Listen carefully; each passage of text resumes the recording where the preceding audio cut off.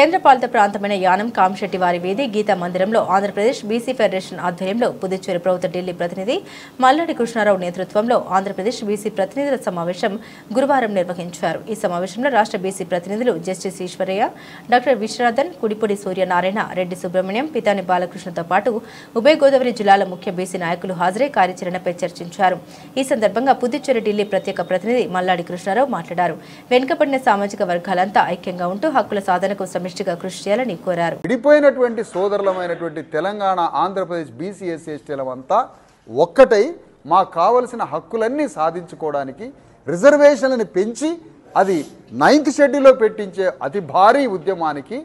మా సోదరులైనటువంటి ఆంధ్రప్రదేశ్లో ఉన్న బీసీ ఎస్సీ ఎస్టీ సోదరులని కలవడానికి మేము తెలంగాణ నుంచి జస్టిస్ ఈశ్వరయ్య గారుగా విశారదనులుగా మేము ఇక్కడికి రావడం జరిగింది.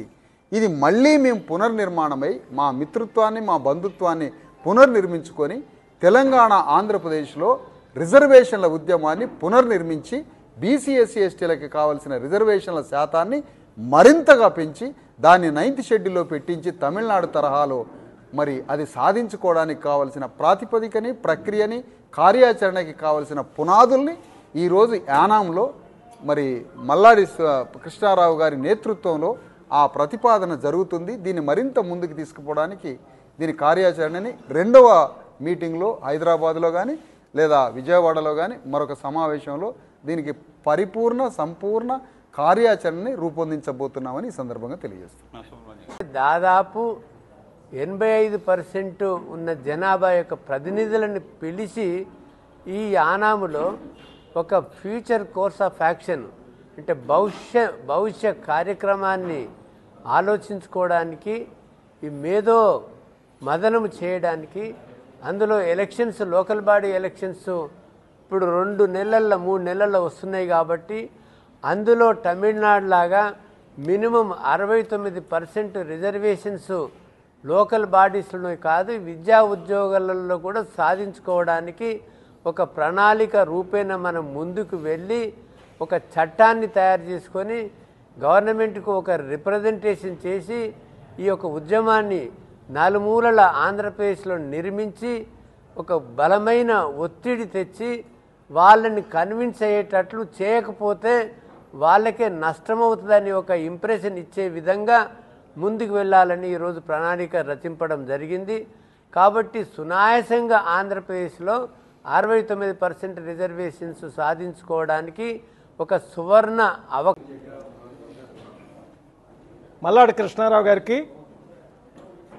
జస్టిస్ ఈశ్వరయ్య గారికి అందరికీ నమస్కారం.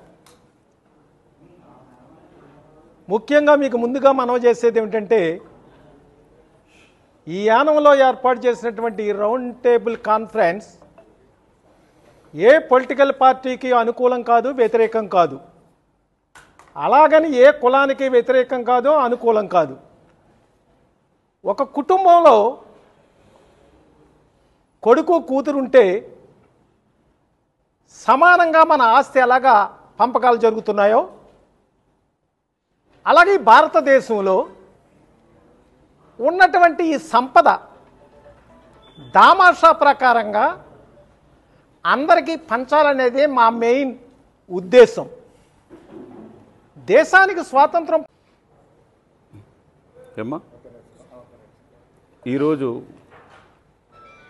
యానం ఏర్పాటు చేసుకున్న ఎస్సీ బీసీ సంబంధించిన మేధావులు,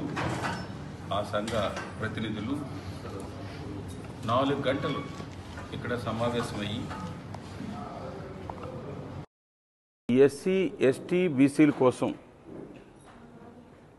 స్టేట్ గవర్నమెంట్స్ కానీ సెంట్రల్ గవర్నమెంట్ కానీ ఏ విధంగా వీరి గురించి ఆలోచన చేయాలి, ఏ విధంగా వాళ్ళని ఇంప్లిమెంటేషన్లోకి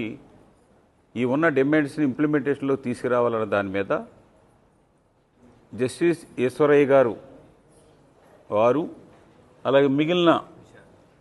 విశాల్ గారు కానీ మిగతా పెద్దలందరూ కూడా వారి అనుభవాల్ని రెడ్డి సుబ్రహ్మణ్యం గారు కానీ